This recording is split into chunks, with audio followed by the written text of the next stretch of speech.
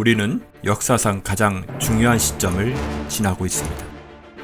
하나님께서는 하나님의 일을 하시기 전에 사람을 준비시키셨음을 우리가 알고 있습니다.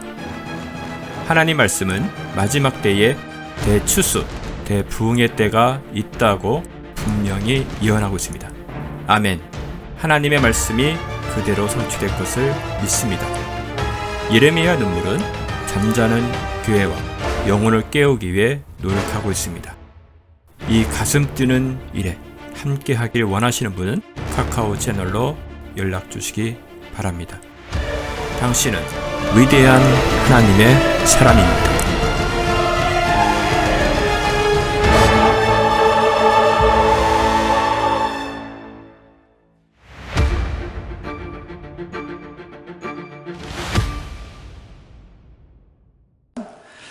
암몬인들에게 말하라. 주 하나님의 말씀을 들으라.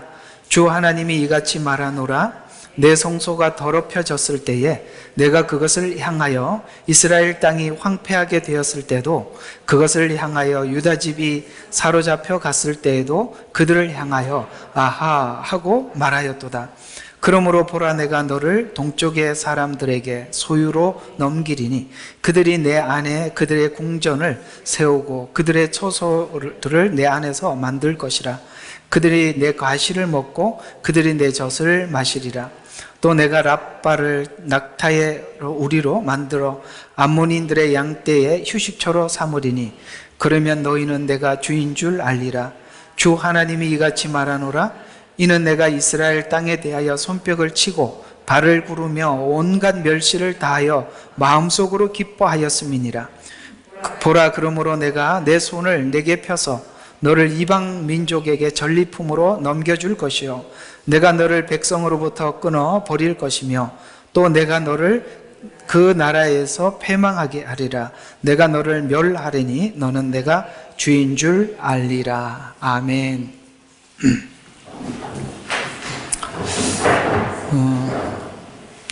여기 지금까지는 이스라엘이 왜 하나님 앞에 심판을 받아야 하는가, 이 부분을 앞쪽에, 에스겔서 앞쪽에서 설명을 해가다가 이제는 이런 거죠. 그러니까 지금 이스라엘이 우상숭배를 했단 말이죠. 근데 성경은 우상숭배를 간음이라 이렇게 표현을 하고 있어요. 근데 이스라엘이 우상숭배를 간음을 했다면, 보세요, 간음을 하면 상대가 있을 거 아니에요. 그걸 이야기하는 겁니다. 상대를 보니까 이스라엘이 너는 이렇게 간음을 했다, 우상숭배했다, 그러므로 이렇게 하나님이 심판하겠다라고 했는데, 그 이스라엘을 향해서 늘 유혹하고 간음하도록 유혹했던 자들이 누군가 옆에 딱 보니까 가장 가까이 암몬이 있고 모압이 있고 팔레스타인이 있고 여기 이제 에돔이 있고, 아시겠습니까? 그래서 지금 25장을 보시면 지금 오늘 읽었는 누구죠? 암몬에 대한 심판, 그 다음에 모압에 대한 심판, 에돔에 대한 심판, 팔레스타인에 대한 심판, 이제 다음 장에 넘어가면 두로에 대한 심판. 이래서 주변에 있는 이스라엘과 행음했던 나라들을 하나하나 거명을 하면서, 사실 이스라엘의 그 아름다움을 보고, 성경은 이제 이스라엘의 처녀 아름다움이라고 했잖아요. 그 아름다움을 보고 이런 그 이방 나라들이 간음을 했는데, 우리가 그런 관계 속에 있을 때는 상대가 나를 좋아하는 줄 알아요. 공감하면서 들으셔야 돼요. 남의 이야기 듣듯이 마시고. 그런 게 모른단 말이에요. 그런데 속마음을 하나님이 드러내 주는 거예요. 속마음. 이스라엘 향한 그 음흉했던 마음들을 하나님께서 낱낱이 기록하고 있는 것입니다. 아시겠습니까? 그래서 불륜이라는 게 무서운 거예요. 이게 뭐 불륜 이야기 하려고 하는 게 아니라, 성경은 우리 그리스도인들이 세상과 벗한 이 간음이 이런 것과 같다라는 의미에서 우리가 조금 더 확대해서 들어주시면 좋겠습니다. 이 암몬이나 모압, 여러분 이 출발이 누구죠? 창세기를 거슬러 올라가 보면 롯의 후손들이죠. 맞죠? 아버지를 술을 먹이고 우리가 인종을 전하자. 그리고 두 딸이 출발한 민족이 바로 어디예요? 암몬과 모압 족속들입니다. 그런데 이 롯은 누구죠? 갈대아 우르에서부터 아브라함과 함께 나왔던 사람이에요. 그리고 계속 아브라함과 함께 동거하다가 롯에게도 많은 하인들이 있었어요. 아브라함에게도 하인들이 있었어요. 그래서 둘이 계속 이렇게 충돌이 있어요.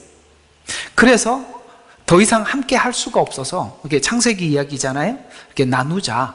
그렇게 해서 네가 좋아하면 내가 우하고 네가 우하면 내가 좋아하겠다라고 해서 롯과 헤어졌는데, 롯은 어디를 선택했습니까? 소돔과 고모라 땅을 선택을 했고, 결국은 이 소돔과 고모라 땅은 하나님 앞에 심판을 받아서 멸망했죠.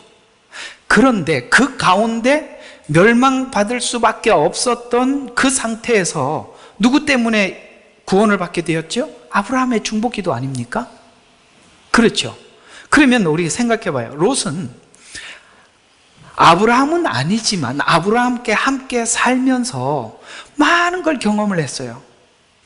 갈대아 우르에서 나온 사건, 그 다음에 하나님께서 아브라함과 함께 했던 여러 가지 사건들을 경험을 하고, 나아가서 소돔과 고모라 땅에 있을 때도 아브라함의 중보 기도로 결국은 이 롯이 구원을 받게 됐던, 그야말로 아브라함은 아니지만 그 옆에서 하나님의 일을 눈여겨 봤던 사람 아닙니까?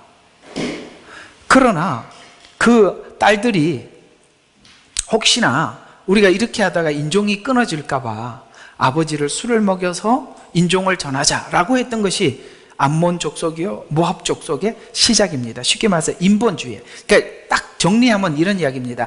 지금껏 하나님의 일하심을 눈으로 봤지만, 정리하면 이 얘기예요. 사는 삶의 방식은 너무나도 인간적이라 이 말이에요.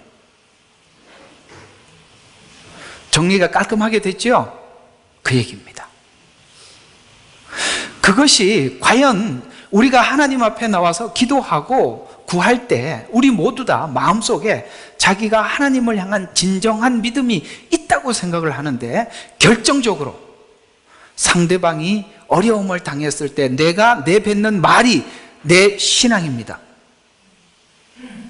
아무리 여기서 거룩하게 찬양을 부르고 우리가 여기서 아무리 하나님 앞에 거룩한 기도를 하고 하나님께서 보여주고 들려주고 많은 일들이 있어도 결국은 하나님께서 이스라엘이 지금 포로로 잡혀가게 됐잖아요. 그때 그들이 입에서 나오는 말이 아하, 잘됐다, 너 잘 망하고 있다, 이렇게 하는 것은 평상시에 이스라엘을 향해서 무슨 생각을 하고 있었는지, 주님은 하나님을 향해서 아무리 사랑한다고 고백을 해도 내 이웃, 내 옆에 있는 성도들이 어려움을 당하고 여러분들을 마음을 아프게 했을 때 그때 우리가 내뱉는 말이 우리 신앙이라 이 말이에요. 소용없어요. 아무리 거룩해도, 아무리 기도 많이 하고, 아무리 뭘 해도 소용없어요. 여러분들이 내 옆에, 그래서 하나님을 사랑하고 내 이웃을 내 몸과 같이 사랑하는 것이 신앙의 완전함이지, 하나님을 향해서 아무리 진정성을 가지고 있어도 내 옆에 있는 형제 자매에 대해서 오늘 여기 이들이 뱉었던 이런 말들을 한번 들어보면 어쩌면 우리가 일상을 살아가면서 했던 말들이 이 말 속에 담겨 있을 수 있다는 거예요. 이 처음부터 잔소리 같은 설교를 해서 죄송합니다. 성경이 오늘 본문이 그래요. 어쩔 수가 없어요. 해봅시다. 또 지나가야 되니까. 그렇죠. 사실 우리는 뭔가 해결하기 위해서는 아픈 이야기를 소화할 수 있어야 돼요. 아픈 이야기 하지 마세요. 난 듣기 싫어요. 그러면 평생 어린아이처럼 살 수밖에 없잖아요. 그죠? 그래서 우리 한번 센 이야기 한번 들어봅시다. 센 이야기. 자, 그래서 하나님을 가장 가까이, 오늘 여기 롯은 얼마나 가까이, 누구보다 혜택을 많이 받잖아요. 그죠? 그리고 가장 많이 경험해도 이들 마음속에 있는 한 가지 문제가 해결되지 않았어요. 그게 뭐냐면, 여러분, 교만은 하나님의 은혜가 오는 모든 것을 차단시키는 강력한 울타리예요. 교만. 얼마나 무서운지 몰라. 교만은 두 가지 형태로 나타나는데요. 교만한 걸 누가 봐도 교만한 게 보이는 교만이 있고, 겸손해 보이는데 엄청난 교만이 있어요. 근데 이 두 번째가 진짜 문제란 거예요. 교만은 언젠가 자기 교만을 보는데요, 위장한 교만은요, 뭔가 목적이 있는 거거든요. 그게 무섭잖아요. 그래서 이 교만하면 하나님께서 뭘 해도 우리에게 어떤 방식으로 우리에게 은혜를 주려고 하나님께서 여러 가지 방식으로 접근을 해와도 우리가 받을 수가 없어요. 아까 처음 말씀드린 것처럼 롯은 소돔과 고모라의 심판의 멸망을 보고 거기서 뛰어나오면서 그 성이 멸망하는 걸 눈으로 봤단 말이에요. 그 보고도 구출된 경험이 있지만 전혀 지금은 다른 사람이 되었습니다. 오늘 이스라엘이 멸망했을 때 했던 말을 보면 전혀 다른 사람이 되어 있다는 것을 알 수 있는데, 그것은 교만입니다. 우리 인생 속에 살아가면서 가장 여러분에게 적이 몇 가지가 있어요. 하나는 뭐냐면 교만이고, 또 하나는 자괴감이라고 해야 되나요? 절망. 자기가 자기 자신에 대해서, 이걸 제가 제 언어로 표현하면 자폭입니다. 스스로 자기가 무너져 버리는 거죠. 자폭하는 거예요. 이게 이제 자기 자신에 대해서 자신이 없는 거잖아요. 물론 그럴 수 있어요.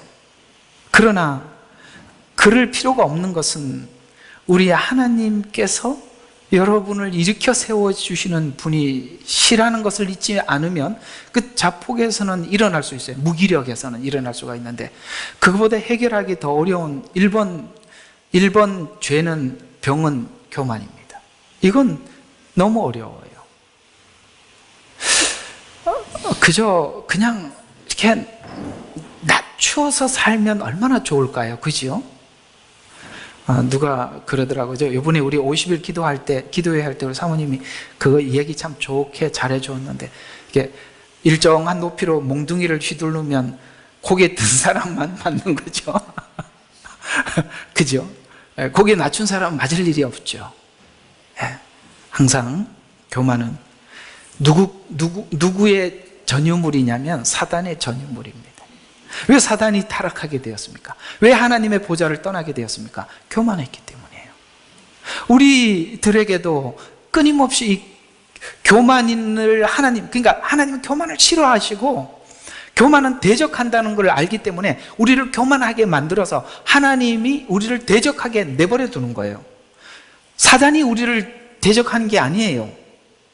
우리를 교만하게 해서 하나님이 우리를 대적하게 만들어 놓고 자기는 구경하고 앉아 있는 거예요. 그게 사단의 전략 아닙니까? 맞으면 아멘 좀 해봐요. 네, 맞아요. 우리는 사단이 공격한다고 생각하지요? 아니요. 오늘 성경은 그렇게 얘기하지 않습니다.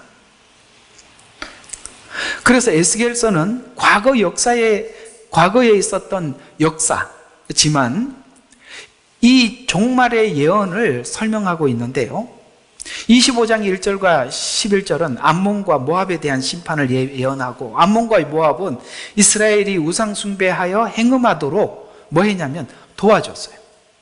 그리고 우상 숭배로 하나님의 율법을 따라, 아시겠어요? 그러니까 아까 말씀드린 것처럼 하나님의 신명기의 원칙이 있잖아요. 하나님이 이렇게 하면 복을 주고 이렇게 하면 심판을 내리고 저주를 내린다. 그러니까 사단이 그걸 다 외우고 있단 말이에요. 이제 제 표현으로 하면 다 알고 있어요. 그러니까 하나님의 공의의 법칙에 따라서 이스라엘 백성들이 우상 숭배를 하면 하나님께서 이렇게 심판을 하시겠다고 신명기에 말씀을 했잖아요. 그러니까 우상 숭배하게 하면 돼, 사단은. 그러면 하나님이 심판하실 거니까. 항상 우리는 자꾸 사단이 괴롭힌다고 생각하는데, 하나님의 공의로움은 하나님의 말씀은 말씀 그대로 집행을 하시는 분이에요. 구약 내내 그걸 우리에게 설명해 주고 있는 거예요. 이스라엘은 하나님의 사랑을 받는 자, 사랑을 받으면 모든 걸 감싸줘야만 한다라고 생각하는데, 감싸는 게 아니라 하나님은 우리를 사랑하시지만 우리의 죄에 따라서는 공의 가운데 대하신다는 거예요. 그러니까 그냥 하나님 앞에 심판을 받도록 그렇게 만들어 놓으면 되는 거예요. 부추기는 거죠. 그래서 행음하도록 도와줬다는 거예요. 아시겠어요?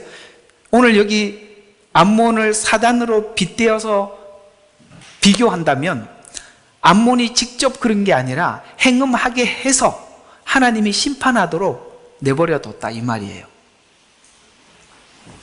이해가 가는 거 맞죠? 표정들이 이해가 안 간 것 같아서요.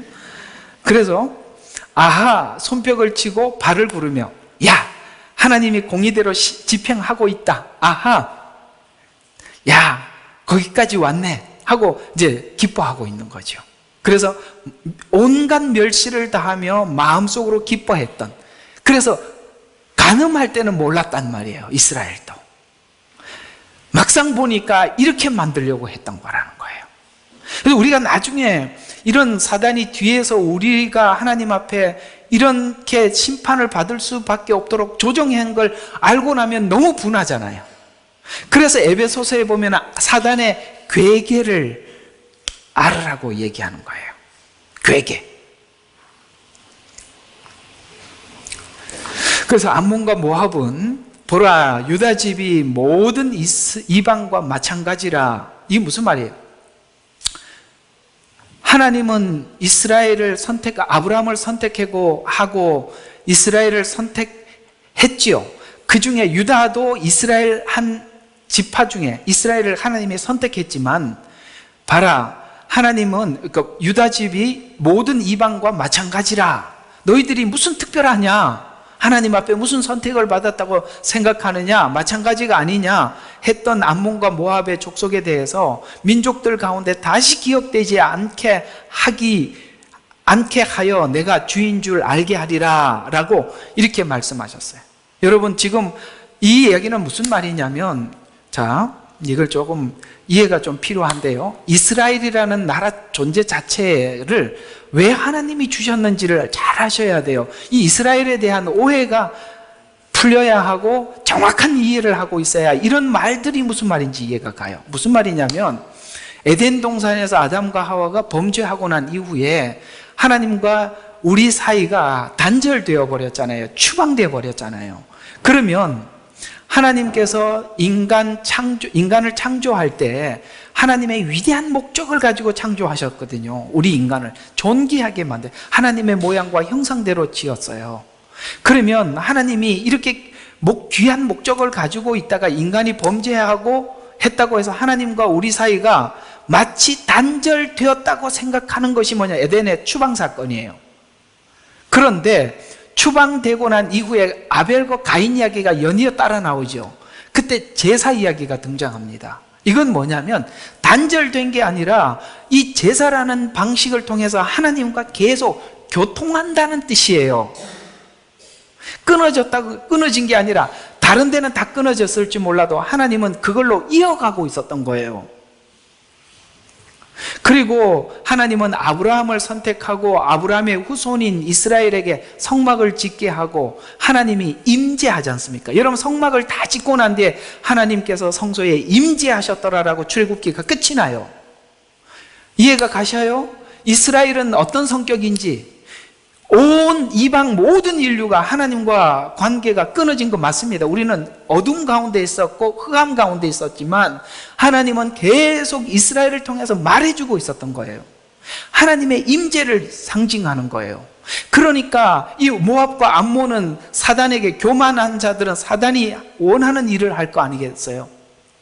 그러니까 결국은 이스라엘과 하나님 관계를 끊어놓으면 하나님의 임재가 끊어질 거라고 생각한 거예요. 이해가 가세요? 네. 그래서 행음하게 만들어서 하나님이 진노하게 만들고 하나님이 떠나가게 만들려고 했던 거예요. 그럼에도 불구하고 하나님의 하나님은 공의대로 이스라엘을 심판하시나 하나님은 아브라함과 언약했던 이 영원한 언약, 영원히 아시겠어요? 우리가 잘하느냐 못하느냐에 따라서 끊어지고 말고가 아니라 하나님은 처음부터 영원한 언약을 세웠다고요. 끊어지지 않는다 이 말이에요. 그래서 이들은 생각하기에 단순하게 죄 지으면, 이스라엘만 죄 지으면 모든 것이 끊어지고 사단이 자기 나라가 되겠지, 이렇게 왔다 갔다 하는 이야기 알아들으시죠? 이 이야기를 풀어드리는 거예요. 그렇게 생각을 해서 오늘 이야기가 금방 보세요. 유다 집이 모든 이방과 마찬가지라 했던 이 말 무슨 말인지 이제 감이 잡히시죠? 예, 그렇게 만들려고 했다 이 말이에요. 예. 그러면 하나님은 온 인류에게 하려고 했던 모든 계획과 뜻을 멈춰버릴 거니까. 그러나 그런 계획을 가지고 이스라엘을 이렇게 괴계를 부렸던 너희들에 대해서 민족들 가운데 다시는 기억되지 않게 해서 뭐라고요? 내가 주인 줄 알게 만들 것이다. 지금 여기 우리 오늘 금방 읽었던 에스겔서 35장 15절부터 17절, 우리 요즘 팔레스타인 전쟁이 있으니까 그거 좀 풀어봅시다. 똑같아요. 이들도 성경 한번 보세요. 오늘 금방 읽었던 25장 15절부터 17절 제가 읽어드리겠습니다. 주 하나님이 이같이 말하노라. 팔레스타인들이, 지금 여기로 전쟁하고 있는 그 나라죠, 오랜 증오로, 여러분 그 하마스 아시죠? 그들이 이스라엘을 향한 증오심 때문에 그런 거래요. 여기 증오라고 나와 있잖아요. 그죠? 여러분 이 팔레스타인이라는 이 이름이 왜 생긴지 그 역사 유래 아십니까? 그 이스라엘이 들어가서 이 땅을 하나님께서 주셔서 그 고토로 들어가기 전에 이스라엘이 그 중세 때 다시는 회복되지 못하도록 하기 위해서 이스라엘이 가장 싫어하는 이름이 뭐냐라고 물었을 때 사람들이 옆에서 얘기해 준 거예요. 블레셋입니다. 그래가지고 이 이름을 팔레스타인이라고 지을 만큼, 아시겠어요? 팔레스타인이라는 어원의 근거가 거기서부터 내려온 거예요. 이 팔레스타인은 이스라엘을 향해서 끊임없이 증오했어요. 그것을 멸하기 위해서 보복하며 멸시하는 마음으로 복수하기에, 아시겠습니까? 증오와 복수가 가득 차 있다 이 말이에요. 그러므로 주 하나님이 이같이 말하노라. 그들을 향해서 이렇게 말했대요. 보라, 내가 내 손을 펴서 팔레스타인들 위에 펴고 내가 그들 그렛인들을 끊고 해안에 남은 자들을 멸하리라. 지금 그 작업 중이에요. 내가 흑심한 질책으로 그들 위에 큰 복수를 행하리니 내가 그들 위에 내 원수를 갚을 때에 그들은 내가 주인 줄 알리라. 여러분 이스라엘 사람들이 이 예언을 모를 줄 아십니까? 왜 전쟁을 멈추지 않는지 아시겠어요? 하나님의 약속이 있기 때문에 그런 거예요. 모압과 암몬, 팔레스타인, 두로는 지금 레바논 지역이에요. 다음 주에 이 내용 들어갈 겁니다. 그러니까 지금 그 주변에 있는 모든 나라들, 나가서 그 멀리 있는 나라들, 이란, 아시겠어요?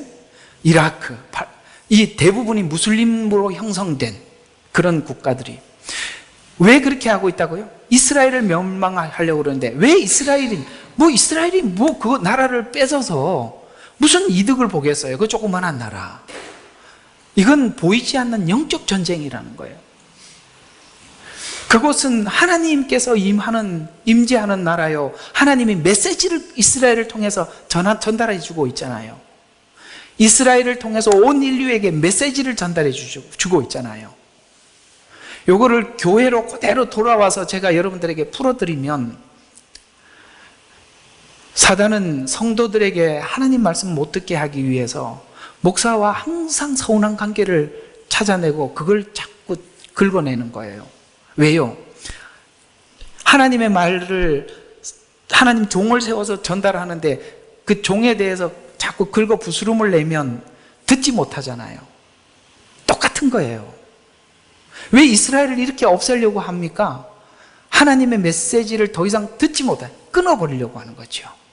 항상 사단은 이런 계계를 부린다는 것을 아셔야 돼요. 그런 부분들을 굉장히 조심하고 유의하지 않으면 여러분에게 아무런 유익이 없어요.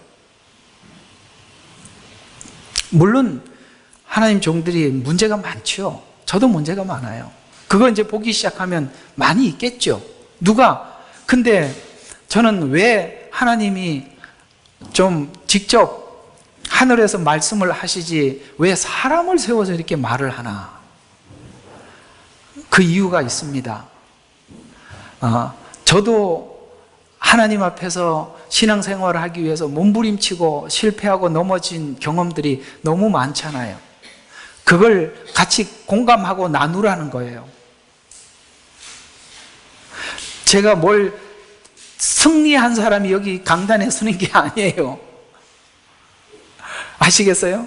승리한 사람이 여기 서서 나는 그렇게 했으니까 당신들도 그렇게, 만약에 그렇게 설교하라 그러면 저는 지금 당장 내려가야 돼요. 할 말이 아무것도 없습니다. 저는 아무것도 한 게 없으니까. 저도 죽을 지경입니다.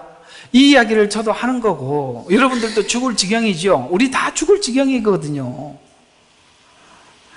그래서 저는 말을 하면서 죽을 지경을 표현하는 거고, 여러분들 들으면서 하는 거예요. 그 차이일 뿐인 거죠. 그래서 같이 애를 쓰고 같이 노력하는 우리들을 향해서 그 얘기를 하는 겁니다. 바울도 그렇고 사도들도 그래 왔듯이 말이죠. 그런 걸 우리 모두 다 그런데 저들은 잘 멸망했도다. 저 유다는 이방인들과 다를 바가 없다. 늘 그런 생각을 평상시에 하고 있다는 것을 드러내 주시잖아. 그러니까 이런 이야기를 제가 설교를 할 때마다 여러분들이 앉아서 아이고 지는 어떻고 뭐 이렇게 얘기해 버리면 이게 뭐 어디 말인지 표준 말인지 뭔지 잘 모르겠습니다. 뭐 자기는 뭐 어떻고 뭐 이렇게 얘기해 버리면 여러분 우리는 아무 의미가 없는 거잖아요. 그런 생각을 늘 하고 있었다는 거예요. 그 전에 그렇게 봤으면서도 경험했으면서도. 그래서 이스라엘은 포로를 통해서 회개하고 돌아와 주인 줄 알게 되겠지만 암몬과 모압은 완전히 멸망을 통해서 주인 줄 알게 되리라. 이것이 요한계시록에 똑같이 이런 마지막 7년이 똑같은 상황이에요. 심판받을 자들은 심판을 받으면서 하나님 살아계시구나, 그게 거짓말이 아니었구나라는 걸 알게 될 거고, 하나님의 사람들은 이 심판과 훈련과 시험을 통해서 우리가 연단되면서 더 깨끗해져. 그래서 요한계시록에 가보면 악한 자들은 악한 대로 머물러 있고 하나님 앞에 있는 사람들은 더 정련될 것이다. 이렇게 둘을 나눠 놓는 거예요. 여러분, 하나님께서 여러분들을 괴롭히면 괴롭힐수록 여러분들이 더 깨끗해질 줄 믿습니까? 네, 저도 그렇게 믿습니다. 그래서 시련과 어려움이 우리에게 마이너스도 아니고 우리에게 큰 유익이에요. 욥기가 그 이야기를 하고 있는 것이에요.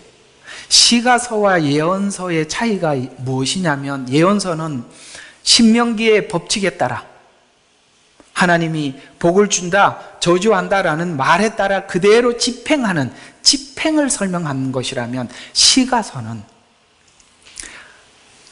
그 집행하는 과정 속에 우리 그리스도인들, 이 시가서는 그리스도인들 안에 일어나는 싸움을 이야기하는 것인데, 그 집행하는 과정 속에 우리는 어려움을 당하지만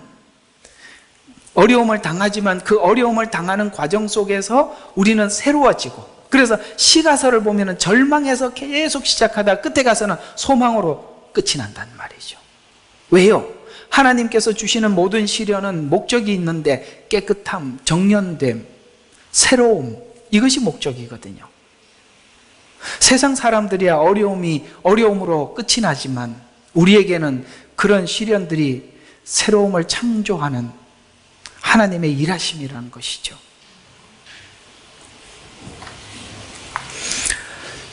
지금껏 여러분들과 이런 이야기들을 쭉, 이쪽은 이스라엘은 하나님 앞에 이렇게 해서 정연되어 가고, 이들은 이렇게 하나님 앞에 심판을 받고 여호와인 줄 알게 되는구나. 그리고 이스라엘이 어려움에 처해져 있을 때, 아하 하고 이렇게 고백했던 이야기를 싹 머릿속에 묶어서 양과 염소의 비유로 그대로 가지고 가보면, 아하, 이게 그 이야기구나 하고 딱 답이 나오죠. 봐야 되겠네요. 눈치를 보니까. 우리 마태복음 25장 한번 봅시다. 풀고 갑시다. 간단하게 지나가려고 그랬더니 안 될 것 같아요. 마태복음 25장 양과 염소의 비유 나오지요. 25장 31절 보겠습니다.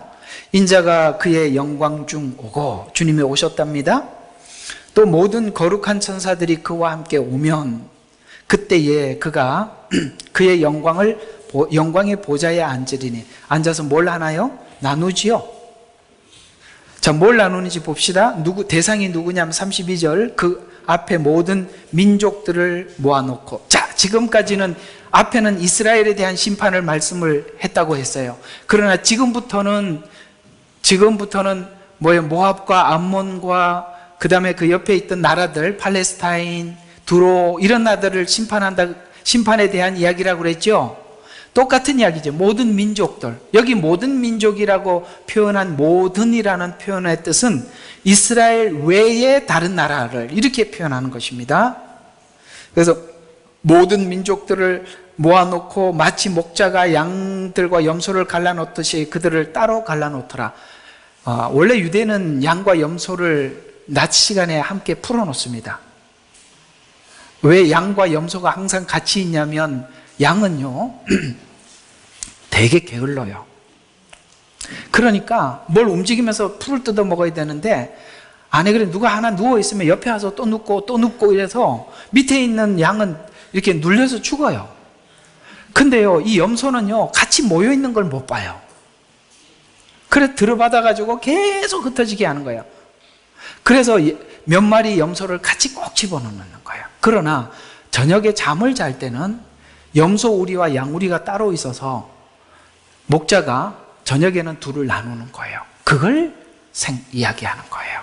주님이 오시면 모든 민족들에 대해서 심판을 하겠다.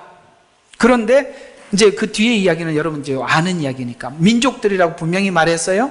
그래서 뭐라고 이야기합니까? 내가 목마를 때, 내가 배고플 때, 내가 옥에 갇혔을 때 돌아보았고 함께 해줬고, 그렇게 했다고 이렇게 하시죠.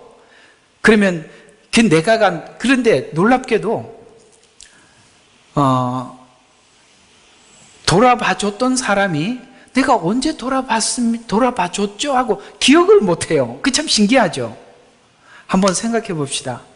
여러분, 누군가를 위해서 열심히 해줬는데 기억이 안 나는 사람이 있고, 누군가를 위해서 했는데 기억이 뚜렷이 나는 사람이 있어요.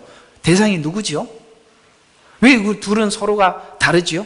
똑같이 이쪽도 뭘 똑같이 갖다 주고 저쪽도 갖다 줬는데, 이쪽 갖다 준 거는 생각이 안 나는데 저쪽 갖다 준 거는 계속 생각이 나. 무조건적으로 한 것은 기억이 나지 않지만 조건적으로 한 것은 기억이 납니다. 그럼 무조건적으로 하는 건 뭐죠?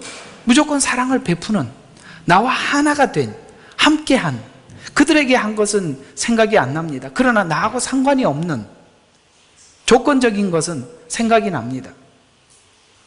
자식들을 위해서 얼마를 돈을 써도 기억이 안 나요. 시집 보낼 때 왜 그 딸을 그냥 보내는지 아십니까? 우리 사위도 들어봐. 딸은 왜 그냥 주느냐면, 이거 값으로 환산할 수가 없어서 그냥 주는 거야. 이게 보통 좀 그 값이 덜 나가면은 값을 매겨서 줘요. 근데 이게 값이 너무 값을 매길 수가 없기 때문에 그냥 보내는 거예요. 거기다가 더 붙여서 주는 거예요. 그래서 우리가 자녀들에게 한 것은 기억이 안 나요. 왜? 당연히 하나라고 생각했기 때문에. 그런데 생각나는 것은 하나가 아니기 때문에 생각이 나는 거예요. 조건과 무조건 차이를 아시겠어요?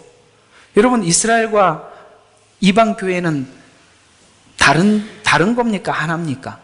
완유맨이라고 분명히 말을 했잖아요. 그들은 원 가지고 우리는 거기에 붙은 자예요. 그들의 고난이 우리의 고난이에요. 마지막 때 이스라엘의 고통도 교회의 고통입니다.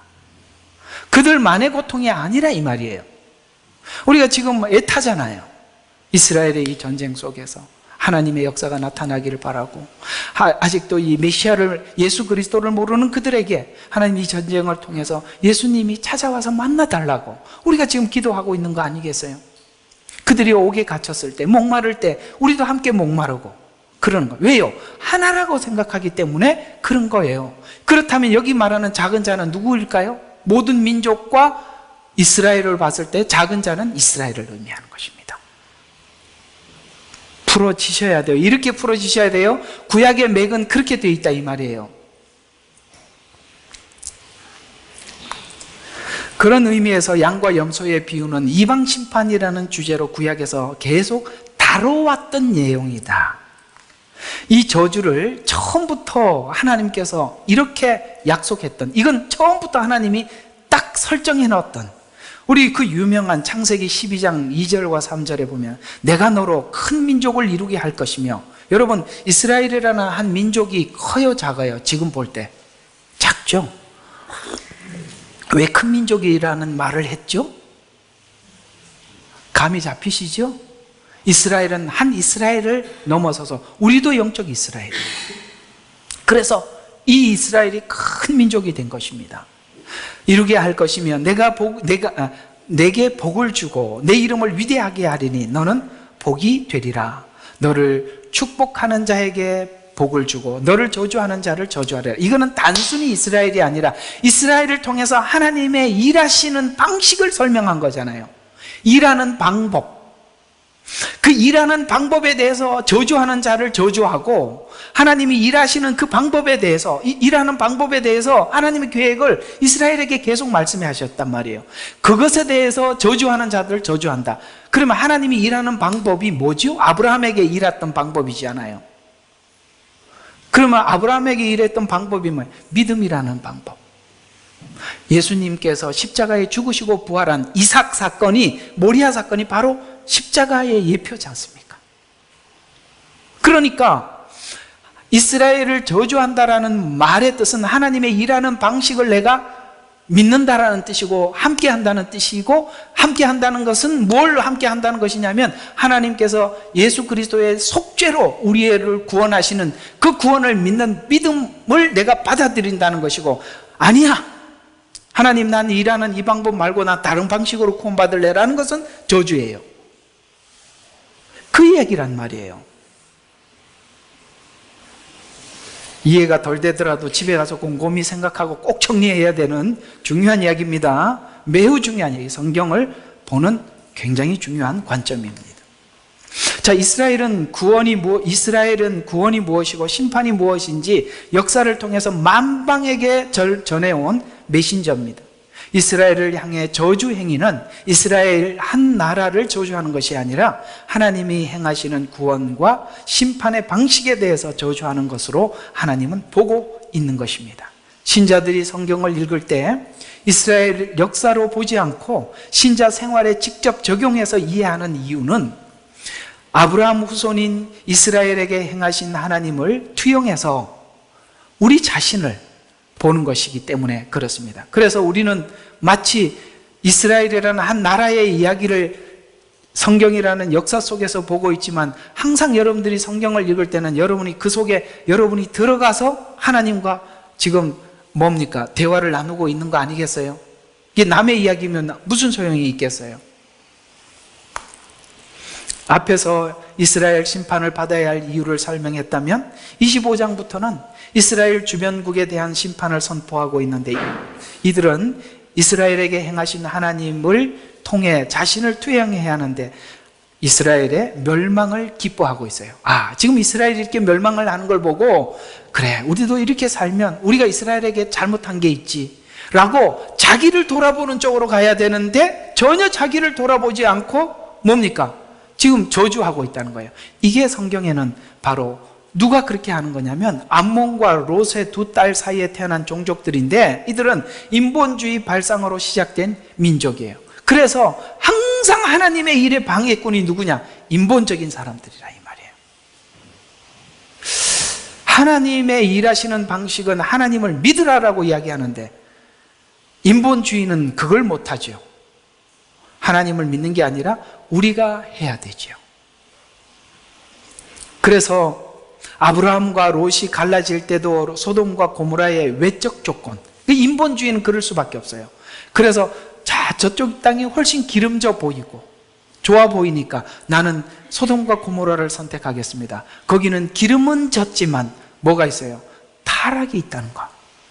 여러분, 돈을 보고 쫓아가요. 저쪽에 어떻게 되겠지 뭐. 이게 중요한 게 아니죠. 더 중요한 게 뭐예요? 그래서 그냥 저희들은 그렇게 살았어요. 저희 이제 사모님하고 옛날에 집사 때 저희들도 집사가 있었습니다. 항상 집을 얻을 때는 애들 학교 이런 거 관계없어. 제일 중요한 건 교회와 가까워야 돼. 이게 모든 우리 선택의 가장, 그 다음에 뭘 하더라도 어떤 스케줄을 잡더라도 교회와 관련된 것은 1순위, 나머지는 2, 3순위 이거예요. 인본주의는 그걸 못해요. 외적 조건을 먼저 보는 거예요. 우리는 신앙적 조건을 먼저 따지잖아요. 그러니 이들이 변할 리가 없죠. 여전히 그 사상이, 믿음이 그대로 내려와서 지금도 이스라엘에 도움 주는 자가 아니라, 그래서 하나님께서 처음부터 너는 부모와 친척과 아비 집을 떠나라고 했는데 아브라함이 떠내보내지 못했던 롯은 지금까지 이스라엘에 장애물로 남아있더라는 거예요. 지금까지 여러분들 줄줄 따라다니고 있는, 여러분을 신앙 안에서 괴롭히고 있는 게 뭘까요? 그런 모압이 있다는 말이에요. 그런 암몬이 있단 말이에요. 우리에게도. 롯은 아브라함에 의해서 소돔과 고모라, 소돔성에서 구원받는 은혜를 입었지만 후손인 아브라함이, 이스라엘이 바벨론의 성전이 파괴되고 포로로 끌려갈 때 아하 좋다 한 것은 유다와 무슨 관계? 경쟁 관계. 여러분, 이 경쟁 관계는 반드시 교만하면 경쟁 관계가 되어 있어요. 그래서 마지막 때 너희가 아주 힘든 때가 오리라. 자기를 사랑하고 자긍하고, 이게 다 교만과 관련된 단어들이거든요. 경쟁 관계. 신앙이 우리가 좀 앞서기 위해서, 교회 안에도 이런 분들이 계세요. 너 나하고 같이 교회 왔는데 네가 왜 이렇게 신앙이 좋아? 나가면서 내가 한번 따라 붙어 볼 거야. 그렇게는 하지 마세요. 그렇게 하고 나면, 여러분, 그 사람 따라 붙고 나면 그 다음에 대상이 없어서 어쩐대요? 그래서 성경은 뭐라고? 바울은 나를 본받아라. 내가 그리스도를 본받아라. 여러분, 대상 자체를 예수님을 세우셔야지.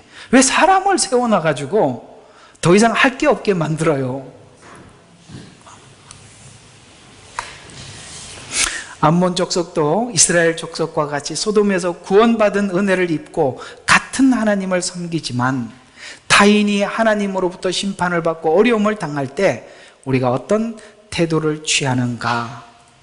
나는 옳고 당신은 틀렸기 때문에 심판을 받는다. 그래서 옳다. 내가 옳았다. 참 우리가 이게 가끔씩 간증을 하는 거 보면, 내가 교회 안에서 누구하고 트러블이 생겼었거든요. 그래서 하나님께 기도했는데 하나님이 제 손을 들어주셨어요. 그게 무슨 자랑거리입니까? 그래서 옛날에 나한테 이렇게 공격했던 사람이요, 하나님이 이렇게 보복해 줬고요. 나 그런 얘기 들으면 너무 짜증나요. 아니, 자랑할 게 그거밖에 없나요? 그건 오늘 이 모압과 암몬과 같은 이런 속성이 있어서 그런 거예요. 좋다가 아니라 불쌍히 여기고 기도해 줘야죠. 그래서 오늘 이 암몬 족속에 대한 비유를 빗대어서 우리에게 좋은 교훈하셨던 한 말씀이 있어요. 이게 바로 고린도전서 12장 20절과 26절에 있는 말씀인데요. 우리가 함께 교회에 같이 있지만 정말 진심으로 하나님을 믿는 자와 그렇지 않는 자들은 이런 상황이 왔을 때 분명히 다르더라는 거예요. 어떤 상황? 이런 이야기죠. 고린도전서 12장 20절과 26절에 보면 그러나 이제 지체들이 많아도 한 몸이니, 여러분 우리가 같은 한 지체라고 그렇게 생각하시나요? 여러분 분명히 아멘 했어요. 제가 이제 질문합니다. 아멘 했어요. 자, 눈이 손에게 나는 내가 필요 없다 하거나 머리가 내 발에게 너는 필요 없다라고 말할 수 없느니라. 여러분 여기까지 공감하시죠? 나는 손을 하는데 눈이 보고 머리가 판단을 해줘야 내가 일을 하는 거지 손 하나가 뭘 하겠어요? 자, 다 필요해요. 하느니라. 뿐만 아니라 몸에 약하게 보이는 지체가 오히려 요긴하고, 제 쓸모없어 보이는데 한번 생각해봐요. 쓸모없어 보여도 와서 앉아있으니까 얼마나 고마워. 그죠? 밥을 먹어주니 얼마나 감사해. 먹어줄 사람이 없는데 밥할 이유도 없잖아요. 성경에 우리가 어른들이, 부모가 어떻게 살아갈 힘을 얻는지 아십니까? 애들 때문에 얻는 거잖아요. 애들 없으면요 늘어진다고요. 교회 안에도 양육할 대상이 있으니까 우리가 힘이 나는 거예요. 예, 약해 보이는 지체가 오히려 요긴하고 우리가 덜 귀히 보이는 여기는 몸의 지체들에게 보다 많은 존귀를 입혀주며 우리가 아름답지 못한 지체들이 더욱 아름다움을 얻으며, 또 우리가 아름다운 지체를 요구할 것이 없느니라. 오직 하나님께서 그 몸을 고르게 하사 부족한 지체에게 더 많은 존귀를 주셨으니 이는 몸 안에 분열이 없게 하실 뿐만 아니라 지체들이 서로에게 동일한 관심을 가지게 하려 함이라. 만일 한 지체가 고통을 받으면 모든 지체가 그와 함께 고통을 받으며 만일 한 지체가 영광을 받으면 모든 지체가 함께 영광을 받는 것이 그리스도 안에 믿음 있는 사람들이 모습인데, 오늘 이스라엘이 이런 어려움을 당하자 이러는 걸 보니까 이 모압과 암몬은 지체였다, 지체가 아니었다라는 얘기예요. 그 얘기를 하고 있는 거지 않습니까? 여러분 교회 안에 있는 사람들이 여러분들 어려움을 당하면 어떤 마음이 드세요? 저는 오늘도 사실 이렇게 목회를 하면서 항상 마음에 느끼는 게 뭐냐면, 참 이 괴리를 어떻게 채워야 될지 저도 잘 모르겠어요. 그게 뭐냐면 제 목회는 하나님의 부르심이잖아요. 그러면 제게는 어떤 책임, 똑같은 어려운 일을 당했을 때 제가 느끼는 느낌이 여러분들 느끼는 것 어떤 부분이 다르냐면, 여러분 한 몸을 추단하면 되는데 나는 내 몸을 추단하면서 뒤돌아보면 쭉 따라오는 사람들이 너무 많아. 이게 내가 아닌 거야. 그래서 그 중에 누구 하나가 뭔가 이렇게 좀 시험에 들고 힘들면 잠을 못 자겠어요. 너무 신경이 쓰여서. 그런데요, 떠나갈 때는 소리 없이 떠나가더라고. 그걸 너무 겪으니까 이걸 마음을 다 주자니 나중에 내가 힘들 것 같고, 안 주자니 그건 또 아닌 것 같고, 이 사이를 뭘로 채워야 되나. 이게 참 목회하는데 참 힘들어요. 성도들은, 여러분들은 잘 몰라요. 대충 제가 목회를 한다면 독해지겠지만 그건 또 아니잖아요. 이게 천불을 쏟는데 상대는 아무것도 몰라.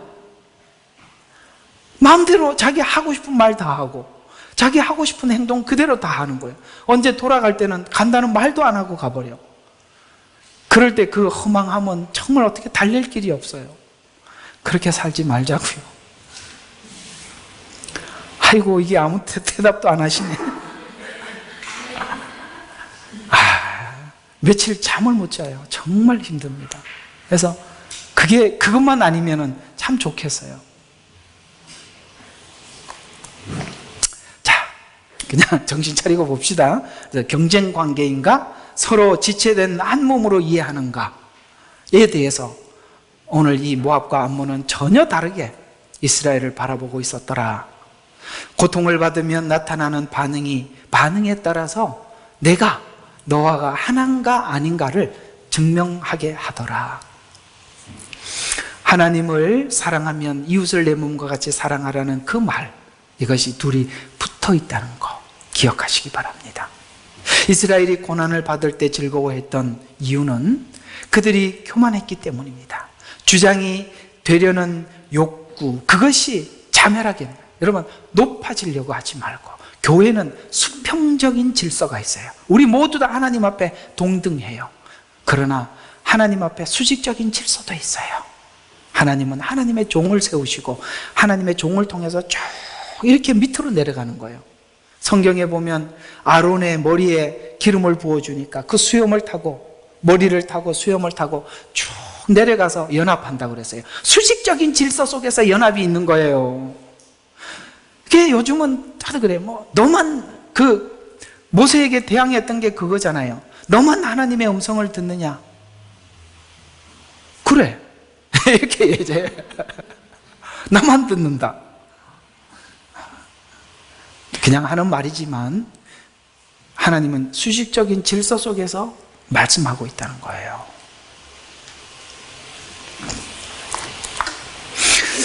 멸망의 시작은 탐심입니다. 탐심은 선악과에 손을 대게 하고 이스라엘에게 향하신 일들에 대해서 반기를 들게 하고 대체 신학으로 이스라엘을 교회로 대체하게 만들고, 아시겠습니까? 그게 다 반기가 일어나는 일들이라는 말이에요. 이삭의 씨를 이스마엘 씨로 대신해서 무슬림이라는 종교를 만들고, 이게 모두가 하나님이 만드신 그 원칙을 다 깨트린 일들 아닙니까? 수많은 대적은 교만으로부터 시작된다는 것을 알아야 하는 것입니다. 교만은 비교하게 하고 또 교만하게 하고 비굴하게 만들며 경쟁 상대로 만들어 놓습니다. 자신을 정직하게 돌아보아서, 하나님, 내가 가지고 있는 이것이 하나님이 주신 그 겸손함인가 돌아볼. 그래서 사실 우리는 우리 자신을 돌아보고 점검한다는 것은 이 부분을 점검하는 것일 것입니다. 앞으로 등장하는 이스라엘 주변의 국가들, 시돈은 이스라엘을 멸시하고 애굽은 강대국임에 대해서 교만하고, 그래서 여러분 이 애굽에 대해서는 항상 세상, 하나님을 대적하는 나라, 이렇게 표현에 되어서 결국은 하나님께서 애굽에 대한 예언을 보면 지금처럼 저렇게 빈국으로 살도록 아예 딱 아주 고정화시켜 놔버렸어요. 주변 국가들에게 비슷한 형태의 영적 분위기, 이런 분위기가 유다를 통해 계시하시는 하나님을 보지 못하게 하고 하나님을 무시하게 만든다는 거예요. 교만함이 아무것도 듣지 못하게 하고 자기에게 주시는 메시지 아무것도 못 듣게 만드는 거예요. 잘 안 들린다 그러면 내가 이게 교만병이 들어오는구나, 이렇게 생각하면 돼요. 자, 이들은 6절에 손뼉을 치고 발을 구르며 즐거워요. 아까는 그래 얘기해. 와, 좋아갖고 어떻게, 진짜 이 상상이 가시죠. 그러면서 근데 이런 행동이 6장에 한번 또 나와요. 이게 이제 에스겔에게 하라고 했던 행동인데 이들도 똑같은 행동을 하고 있거든요. 그래서 에스겔서 6장 11절에 보면은 에스겔이 동일한 동작을 하고 있어요. 그 의미는 정반대예요. 이스라엘 백성들이 말씀을 듣지 않으니까 에스겔이 하도 답답해갖고 발을 구르고 손뼉을 치면서 외치고 있어요. 근데 지금 이 사람들이 이거는 이스라엘의 멸망 때문에 외치고 있는 거예요. 둘은 다르더라는 거예요. 똑같은 상황을 보고 에스겔은 너무너무 답답한 거고 여기는 너무 좋아서 죽는 거고, 그 행동이 어쩌면 이렇게 다르냐 이 말이죠. 에스겔은 자기 민족이 심판을 겪으면서 정화되면서 여호와인 줄 알게 되겠지만 암몬과 모압은 심판을 당하면서 자멸하면서 여호와인 줄 알게 될 것입니다. 8절부터 모압에 나오는 예언이 나오는데 이들의 입에 유다 족속은 이방 족속과 같다라고 그들이 외치고 있어요. 그러나 롯은 아브라함과 함께 갈대아 우르에서 나왔고 소돔과 고모라 성에서 아브라함의 중보로 구출받았지만 지금은 이스라엘의 반대 세력이 되어 있습니다. 자, 그래서 오늘 이 중요한 이 히브리서 6장이 굉장히 난해 구절이라고들 하는 이 부분을 조금 풀어보도록 하겠습니다. 이 내용을 가지고 접근을 해보면 이 6장에 있는 난해 구절이 아주 간단하게 풀리거든요. 한번 볼까요? 보고 듣고 경험한 것이 예수 안에서 믿음이 되지 않은 사람들, 그 사람에 대해서 히브리서 6장 4절과 6절에 이렇게 설명을 하고 있어요. 한번 깨우침을 받고, 여러분 롯은 지금 아브라함과 함께 다니면서 많은 경험을 했어요. 그죠? 한 번 깨우침을 받고 하늘의 선물도 맛보고 은사겠죠? 하나님 성령의 동참자가 되고 성령의 어떤 사역에 대한 경험을 했다는 거죠. 그 다음에 하늘에 하나님의 선한 말씀까지도 은혜를 받았어요. 세상의 능력을 맛을 봤어요. 이건 지금 롯은 다 경험을 했어요. 했는데 무슨 일이에요? 만약 떨어져 나가면. 롯이 왜 떨어져 나갔죠? 교만해서요. 다시 새롭게 회개할 수가 없다는 거예요. 왜요? 알면서 고의적으로 하고 있으니까 무서운 거예요. 여러분, 이 마지막 때 요한이 이 교회를 괴롭히는 세력들을 보고 굉장히 충격을 받아요. 왜? 그들 이상하게 교회가 교회를 핍박하더라는 거예요.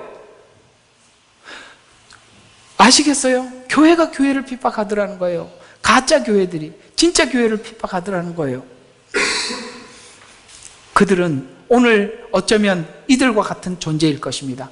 그들은 하나님의 은사를 맛보고 어쩌면 교회에다가 하나님이 신령한 은혜를 부어주시기도 하시고 많은 것을 경험을 하게 해주셨을 것입니다. 그러나 이것은 그 은사 자체를 경험하는 것이 목적이 아니라 그리스도를 만나게 하시는 것이 목적인데 거기에 머물러 있어 버렸던 거예요.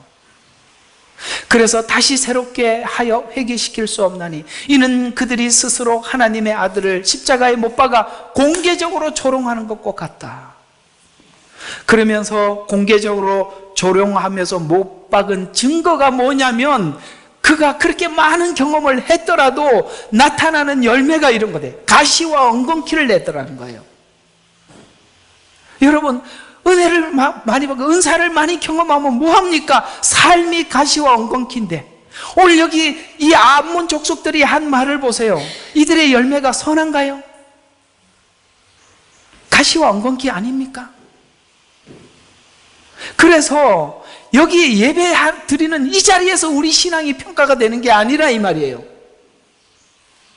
그래서 가시와 엉겅퀴를 내면 버림을 당하고 저주함에 가까워서 그 마지막에는 불사람이 되기 때문이라 무서운 이야기예요. 여러분들이 오는 와서 말씀을 듣는 이 말씀들이 은혜들이 주님과의 깊은 관계가 되시기를 정말 주님의 이름으로 축원합니다. 배우는 이 말씀들이 여러분들에게 남을 가르치기 위한 지식이 되지 않기를 바라요. 결국 이렇게까지 가게 돼요. 아까 불사르게 된다 그랬잖아요. 요한계시록 16장 9절과 10절에 보면 넷째 천사가 큰 열기로 사람들을 태우니 그들이 이러한 재앙에 권세를 가진 하나님의 이름을 모독하더라. 그들이 회개치 아니하고 그분께 영광을 돌리지 아니하더라. 아시겠습니까? 회개치 아니하더라는 거예요. 여기도 회개치 않고 그분께 영광을 돌리지 않더라. 다섯째 천사가 호리병의 짐승의 자리에 쏟으니 그의 왕국의 흑암에 쌓이며 그들이 고통을 인하여 자기 혀를 깨물고 자신이 고통과 헌대로 인하여 하늘에 계신 하나님을 모독하되 자기들의 행위는 회개하지 않더라. 아시겠습니까? 아무리 환난을 줘도 회개하지 않아. 특히 롯은 특별히 아브라함을 통해서 하나님의 일하심을 경험했고 체험했고 심판에서 구출되는 누구보다 더 많은 체험을 했지만 결과는 딱 오늘 결과가 그 언어로 가시와 엉겅퀴를 냈다는 것을 보게 되고 그것은 곧 하나님을 일하심을 모독하는 형편에 와 있음을 우리에게 증명해주고 있는 거예요. 이런 이야기들을 계시록에다 다 갖다 붙여놓으면 계시록은 저절로 열려버리는 거예요. 결론입니다. 여러분, 체험은 믿음이 아니에요. 내가 많은 체험을 했다고 내가 믿음이 있다고요? 아닙니다. 이런 상황에 왔을 때 여러분의 입에서 나오는 것이 여러분의 마음에 있는 거라고요. 체험은 믿음을 위해서 준 은혜일 뿐인 것입니다. 이스라엘 역사는 신자의 일생의 교훈과 책망의 메시지입니다. 옆에 있는 신자가 죄로 인해 환난을 겪는 것은 우리 모두에게 교훈을 삼기 위한 것입니다. 이스라엘의 멸망은 지금 모압이 자기를 돌아봤더라면 얼마나 좋았겠어요. 마음속에 해결되지 않는 교만, 자랑 이런 것들이 시기, 경쟁, 비교의식으로 간다면 하나님께서 뭘 보여줘도 뭘 체험하게 해줘도 자기 자랑밖에 되지 않는 것입니다. 사단은 교만한 자들을 통해서 교만한 자신과 주변의 사람들을까지도 넘어뜨리려 합니다. 그래서 제가 여러분들에게 한 가지 추천을 해드리는 훈련이 있어요. 침묵 훈련. 그 입 다물라. 입 다물라. 오늘 아하 이런 말 툭 튀어나왔거든. 입 다물라. 옆에 있는 사람에게 물어보세요. 우리는 얼마나 신랄한 말을 하는지. 신랄한 말은 자기한테 좀 어려운 사람들인데 한마디도 못하고 만만한 사람들인데